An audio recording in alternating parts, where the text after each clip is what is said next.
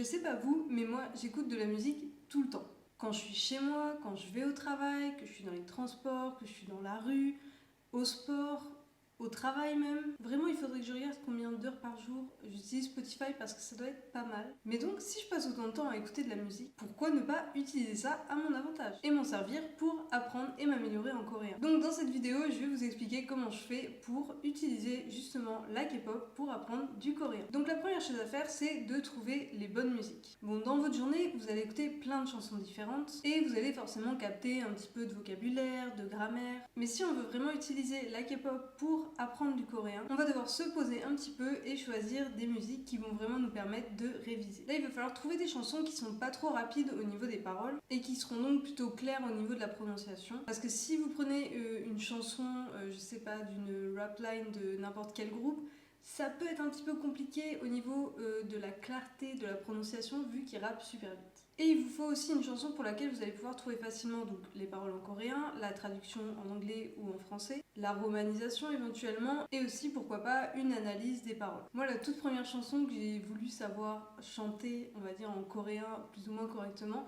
c'est une chanson de Astro, c'est Pusalang. Il y a une petite partie rap un peu, mais franchement ça va, elle est assez calme, c'est une chanson plutôt douce on va dire. Et j'avais vraiment trop envie de savoir la chanter parce qu'en fait je l'écoutais en boucle et à ce moment-là j'y connaissais rien du tout en coréen. Je venais tout juste de découvrir Astro parce que j'avais lu le webtoon True Beauty qui était sorti après en drama. Et donc du coup dans le drama il y avait Cha Eun-woo qui fait partie du groupe Astro et donc c'est comme ça que j'ai découvert la K-pop. Mais donc c'est une chanson que j'avais vraiment trop envie de chanter parce qu'à force de l'entendre en fait j'avais envie de pouvoir chanter mais je ne comprenais rien aux paroles vu que vraiment à ce moment là je ne savais pas lire le hangul, je savais rien faire du tout. Et donc j'ai cherché donc, les paroles en coréen que je ne comprenais pas, la traduction en anglais et la romanisation pour pouvoir essayer de lire, mais même avec la romanisation ce qui est bien c'est que du coup vous avez les sons donc vous voyez le son, comment il est écrit, par exemple le E, O, O, voilà. Vous arrivez quand même un petit peu à chanter, même si vous ne savez pas parler coréen et que vous ne savez pas lire le hangul. Avec la romanisation, vous pouvez vous en sortir pour au moins pouvoir chanter une chanson. Donc là en ce moment les chansons que j'utilise pour apprendre et pour réviser, il y a par exemple Stars and Raindrop de Sungmin de Stray Kids, il y a Love Untold de Yeonjin de Stray Kids aussi, il y a Silent Cry et Scars qui sont toujours de Stray Kids qui sont un peu plus rapides mais ça va, ou sinon de BTS les classiques genre Spring Day, We Are Bulletproof The Eternal et Microcosmos par exemple. Alors si j'écoute les trois à la suite, là, c'est bon, je finis en train de pleurer dans un coin. Mais voilà, c'est des chansons qui sont assez simples parce qu'elles sont pas trop rapides. Donc ça, c'est celles qui me viennent comme ça maintenant et que j'ai utilisées récemment. Mais il y en a plein d'autres et que vous pouvez trouver bien sûr suivant les groupes que vous écoutez et que vous aimez. Donc quand vous avez trouvé vos musiques que vous allez utiliser, on peut passer du coup à vraiment apprendre la grammaire et le vocabulaire. Donc ce que je vais faire, je vais prendre une chanson et je vais chercher la traduction en anglais et les paroles en coréen. D'ailleurs je dis anglais à chaque fois mais ça peut être en français, enfin peu importe.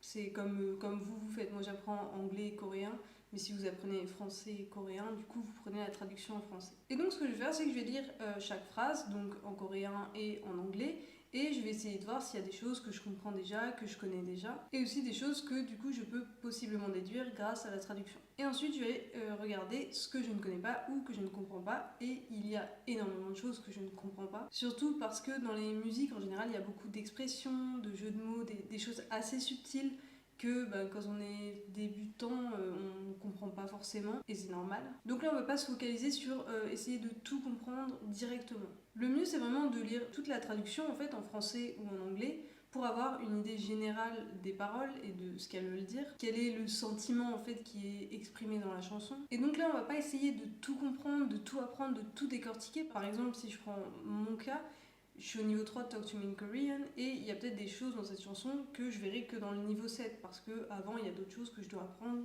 pour pouvoir bien comprendre ce point de grammaire là par exemple. Donc je vais pas faire vraiment un vrai cours en essayant de comprendre chaque mot de chaque ligne, comment ça s'utilise, qu'est-ce que ça veut dire, etc. Je vais plutôt faire un survol, voir ce que je connais déjà, ça me permettra de réviser comme ça. Et ce qui est bien aussi, c'est que dans les chansons, il y a souvent les mêmes mots, expressions, on va dire, qui reviennent. Par exemple, récemment, j'ai remarqué que j'entendais souvent dans des chansons de Stray Kids notamment, qui disaient, c'était quoi, What Talika Tali.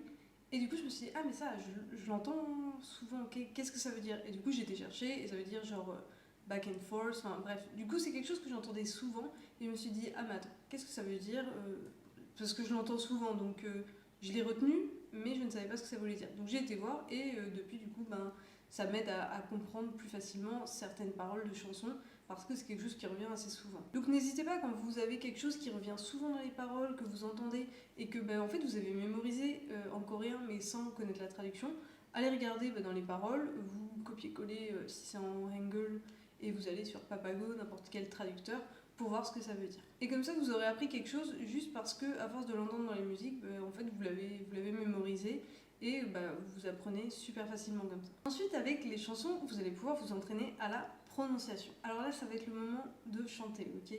Donc, moi, dès que j'écoute de la musique, j'ai envie de chanter, j'ai envie de danser, même si je sais faire ni l'un ni l'autre. Et donc ce que je vais faire pour m'entraîner à la prononciation, c'est que je vais prendre les paroles en hangul de la chanson que j'ai envie de réviser et je vais essayer donc de chanter en même temps que je lis les paroles. Ce qui est bien, c'est que si c'est une chanson que vous écoutez assez souvent, vous avez en fait déjà en tête une version un peu genre yaourt des paroles, et donc quand je vais lire, j'ai déjà en fait en tête à l'avance, on va dire, les sonorités de la chanson, la sonorité des mots en fait qui vont arriver. Et ça arrive même que des fois je n'arrive pas à lire le mot parce que c'est trop rapide ou quoi, mais à force de l'entendre, en fait j'ai la version yaourt de ce mot, des paroles que je connais, et du coup j'arrive à lire plus facilement parce que je sais à l'avance en fait qui va être dit. Sur Spotify par exemple, vous avez le mode karaoké, ou sinon vous pouvez juste prendre un karaoké sur YouTube ou la chanson avec les paroles. Sur YouTube, vous pouvez ralentir un petit peu la vidéo, du coup ça ralentira un petit peu les paroles et ça vous permettra de lire plus facilement. Il ne faut pas trop ralentir non plus parce que sinon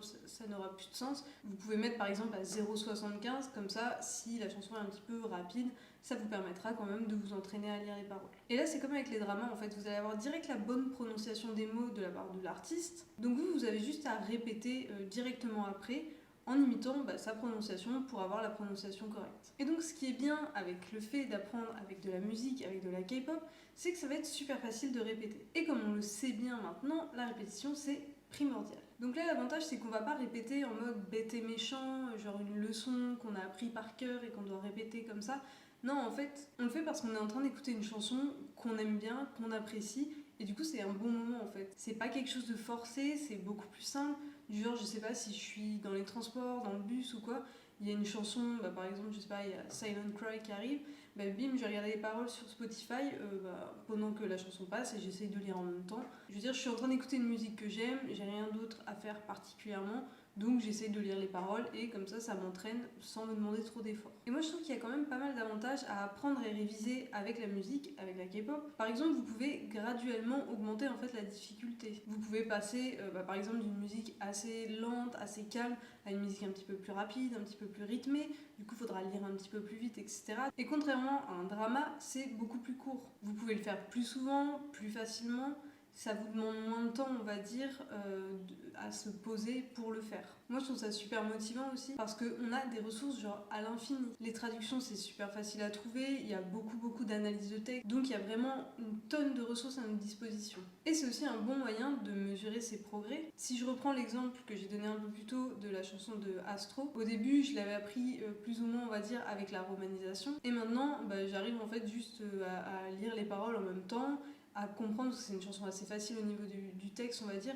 Du coup, j'arrive à la lire, à comprendre ce que ça veut dire, et tout ça pendant qu'il y a la chanson. Donc, ça me permet de voir que, voilà, le progrès que j'ai fait, et ça, c'est quand même quelque chose qui est plutôt satisfaisant. Donc, n'hésitez pas à me dire en commentaire si c'est quelque chose que vous faisiez déjà, peut-être, ou si vous avez des chansons qui vous viennent comme ça, qui seraient plutôt bien adaptées à ce genre d'exercice. Là, je vous ai parlé, moi, de 3 groupes, mais vraiment, il y a des... Enfin, je veux dire, il y a des groupes, tellement de groupes, il y a tellement de chansons, il y en a à l'infini. Et si vous écoutez de la K-pop et que vous aimez ça, c'est vraiment, enfin pour moi en tout cas, un exercice qui est super cool et amusant à faire. Donc j'espère que cette vidéo vous sera utile pour pouvoir apprendre le coréen, peut-être avec des moyens un petit peu plus amusants. Et n'hésitez pas à me dire si vous avez une musique sur laquelle vous êtes en boucle en ce moment. Moi je pense que c'est Streetlight de Stray Kids, Changbin. D'ailleurs je pense que je vais aller regarder tout de suite les paroles pour pouvoir les apprendre, pour les analyser. Ça me fera une excuse comme ça pour l'écouter encore. Donc merci à vous d'avoir regardé cette vidéo et je vous dis à la prochaine. Salut!